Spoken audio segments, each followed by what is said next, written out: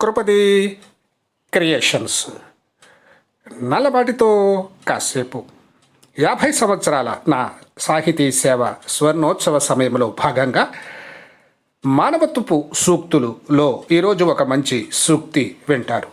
వినండి. ప్రతి పనిని రేపు చేద్దాంలే అనుకుంటే, ప్రతి పనిని రేపు చేద్దాంలే అనుకుంటే చివరకు నీ రూపమే మారిపోతుంది. నువ్వు రేపు అన్న పదం కూడా మర్చిపోతావు. విన్నారు కదా? మరి ఒకసారి విని అర్థం చేసుకుందామా? ప్రతి పనిని రేపు చేద్దాంలే అనుకుంటే చివరకు నీ రూపమే మారిపోతుంది. నువ్వు రేపు అన్న పదాన్నే మర్చిపోతావు. చాలా బాగుంది కదూ ఈ సూక్తి. మన జీవితాలకి అన్వయించుకునే గొప్ప సూక్తి.